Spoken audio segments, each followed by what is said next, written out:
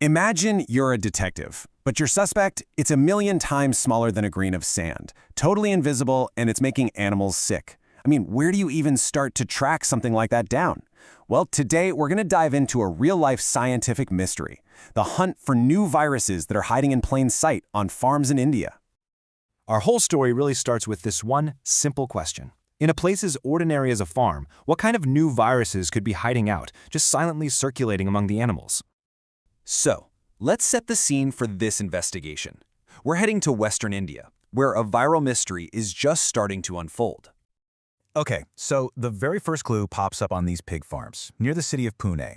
Young piglets, all under 3 months old, are suddenly getting really sick with diarrhea. Now, the researchers, they suspect a virus, but that's like saying you're looking for one specific person in a giant city. The real question is, which one? And get this entire groundbreaking investigation, it all kicks off with just 26 fecal samples. That's it. From those 26 small pieces of evidence, these scientists had to solve a potentially massive puzzle. So, with their evidence in hand, the scientists were ready to start the real forensic work. It was time to get into the lab for some serious, high-tech detective work. So how in the world do you find an invisible clue in a biological sample? Well, it's this really meticulous 4-step process. First, obviously, you collect the samples. Check. Second, you have to carefully pull out all the genetic material, in this case, RNA. You can think of it like finding the unique instruction manual inside every single potential virus. Third, you amplify that viral signal. You make millions and millions of copies so it's not a needle in a haystack anymore. And then finally, the moment of truth. You sequence the genetic code. You're literally reading it letter by letter, kind of like a unique barcode that can identify any virus on the planet. And you know what? All that painstaking work, it absolutely paid off. The lab results were in, and the team had their suspects lined up. It was finally time to identify the viral culprits. The analysis turned up not one, but 2 different viruses, Porcine Enterovirus G, or EVG for short, and Porcine Teschovirus, known as PTV. But here's the twist. Both of these viruses, they're often found in pigs without causing any symptoms at all. So this just made the mystery even weirder. Were these super common viruses really the bad guys, or was something else going on entirely? You see, finding the viruses was just step one. The real breakthrough, the big aha moment of this whole investigation, came from decoding their specific genetic fingerprints to see what made these ones special. And this led the researchers right to the core question of their entire study. Just how different were these specific viral strains they found on a farm in India compared to every other known strain in the entire world? The first big answer came from that Enterovirus G.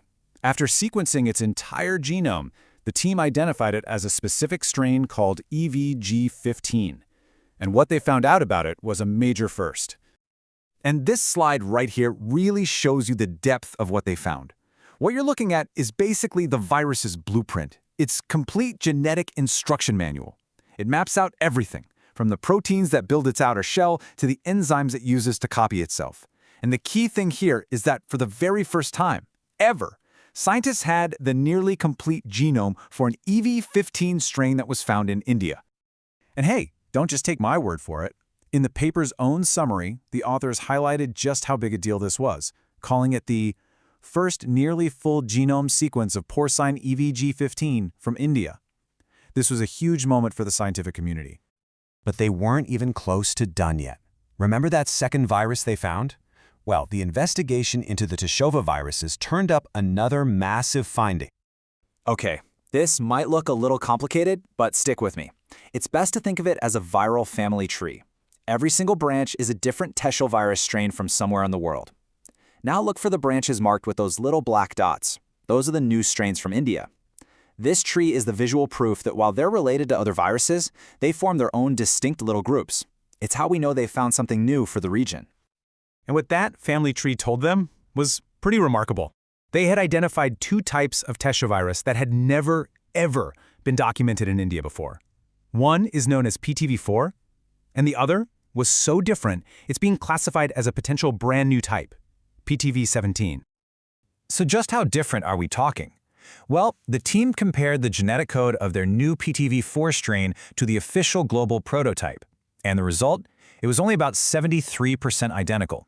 Now, that might not sound like a huge gap, but in the world of virology, a genetic difference of over 25% is massive.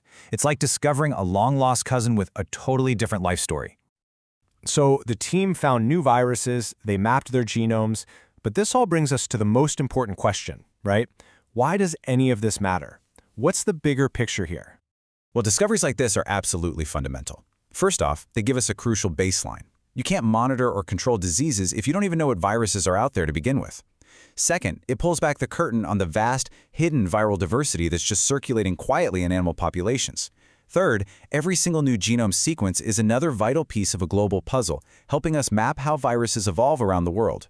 And when you put all that knowledge together, it helps us create smarter, better strategies for controlling diseases and preventing future outbreaks, not just in animals, but maybe, just maybe, in humans too. And that brings us right back to where we started. This whole detective story, all of these incredible discoveries, it all came from just 26 samples. Think about that for a second. If this much novelty was hiding in such a tiny dataset, it just leaves us with one massive, tantalizing question. What else is out there, still waiting to be discovered?